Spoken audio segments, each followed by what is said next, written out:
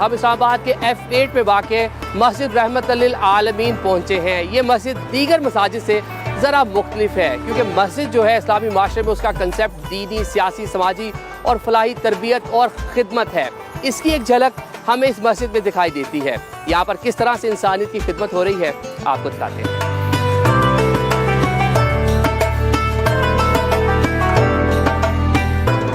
السلام علیکم۔ وعلیکم السلام۔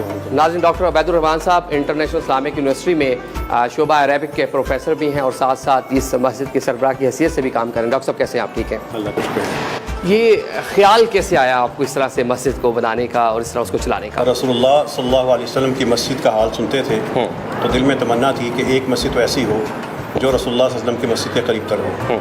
یہ مسجد ہے، یہاں سے دوا ملتی ہے، یہاں سے علاج ملتا ہے، الٹرا ساؤنڈ ہوتا ہے، یہاں پر شادیاں یہاں پر ہوتی ہیں، گوشت ملتا ہے، کپڑے ملتے ہیں، شوز ملتے ہیں، یونیفارم ملتے ہیں۔ اللہ تعالیٰ کی توفیق سے دکھی انسان کی جو تکلیف ہوتی ہے اس کا مداوع یہاں سے کرنے کی کوشش کی جاتی ہے۔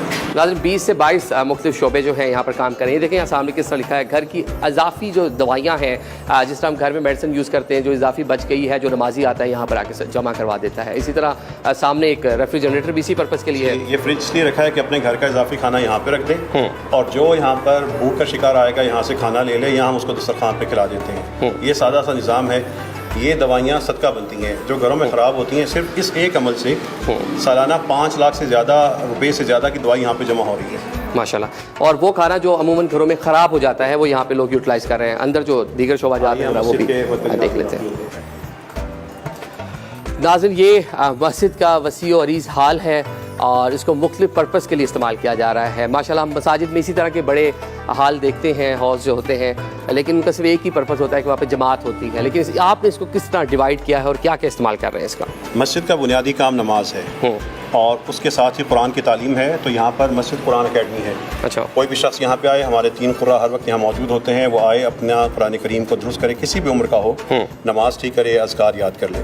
تربیت کا یہ عمل، یہ بنیادی کام ہے حی علی الصلاۃ، نماز کا اور قرآن کا۔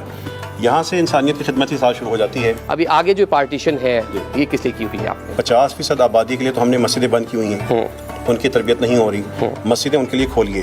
تو یہ خواتین کے لیے جائے نماز ہے، خواتین آئیں، نماز پڑھیں، تراویح میں آئیں، عید ملن پارٹی کریں۔ یہاں پر عید سے پہلے بیٹیوں کے لیے مہندی لگانے کا پروگرام بھی ہوتا ہے۔ اچھا، میں نے دیکھا آپ کا جو پیج ہے اس میں وزٹ کیا کہ یہاں پہ میرج ہال بھی آپ نے بنا رکھا ہے، شادی کے حوالے سے پورے انتظام بھی کرتے ہیں اور تحائف بھی دیتے ہیں۔ اگر نماز کی فضا میں اور دعاؤں کے ساتھ ہم بیٹوں اور بیٹیوں کو رخصت کریں گے، نکاح کریں گے، تو اس برکت کا کوئی اندازہ لگا سکتا ہے۔ ایک طرف وہ خرافات اور ایک طرف یہ دعائیں اور یہ پاکیزہ مقدس ماحول، تو یہ اللہ کی توفیق سے یہاں سے پچھلے 6 ماہ میں 70 سے زیادہ بیٹیوں کی شادیاں ہو چکی ہیں ماشاءاللہ۔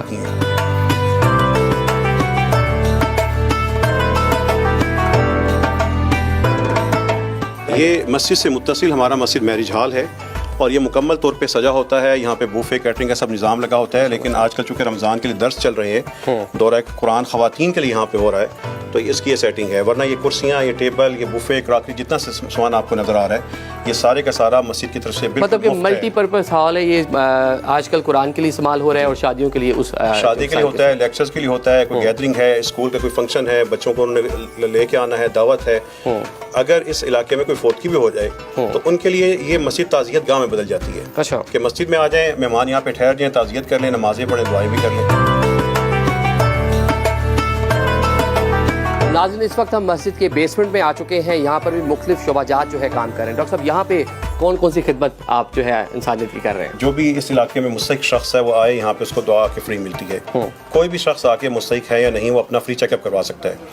تیسری چیز یہاں سے یہ ہے کہ پورے پاکستان میں کوئی بھی شخص ہمارے مسجد رحمت اللہ عالمین کے نمبر پہ ویڈیو کال کے ذریعے اپنے مریض کا گھر بیٹھے علاج کروا سکتا ہے۔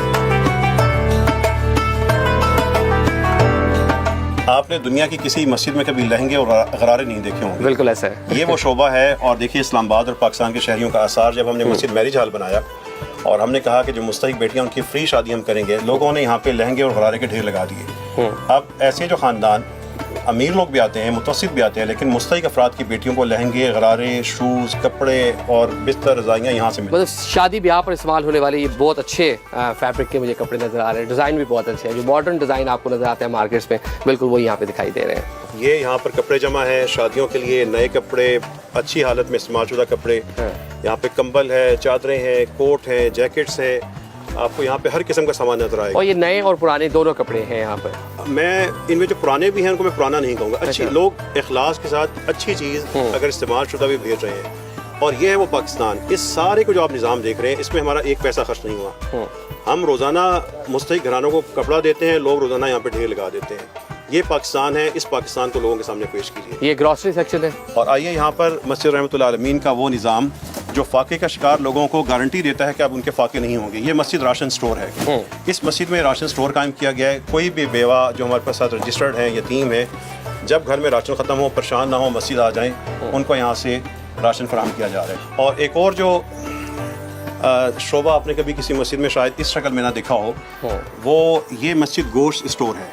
हमारे मुस्तहिक जो असल मुस्तहिक हैं, ये हकीकत है कि बड़ी ईद के अलावा उनको खाने को नहीं मिलता। आप अगर इसको खोलें, ये गोश्त स्टोर है। सदक़े के, वलीमे के, अकीक़े के बकरे यहाँ पे ज़िबा करवा कर गोश्त स्टोर किया जाता है। जब ऐसे मुतासरीन या मुस्तहिकीन आते हैं, उनको राशन के साथ गोश्त दिया जाता है।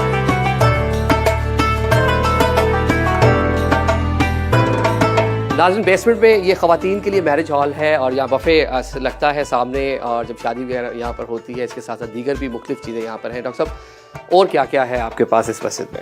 ये मस्जिद मैरिज हॉल में हम खड़े हैं, इसके सामने ही ब्राइडल रूम है और इसके साथ ही फ्री अल्ट्रासाउंड क्लिनिक है, गायनी क्लिनिक है। डॉक्टर यहाँ पे डॉक्टर आके बैठती हैं।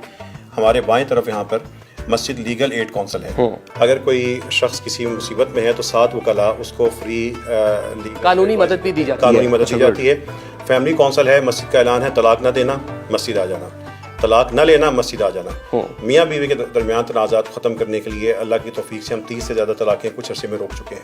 अच्छा, माशाल्लाह। नाज़रीन, देखा कि किस तरह से मस्जिद को खूबसूरत अंदाज से इस्तेमाल किया जा रहा है, तरबियत भी की जा रही है, इसके साथ साथ खिदमत भी की जा रही है। बल्कि यहाँ से शुरू होने वाले जो सफ़र है, ये मुल्क के दीगर मसाजिद तक भी फैलना चाहिए। Over to you Sabeen and Shoaib.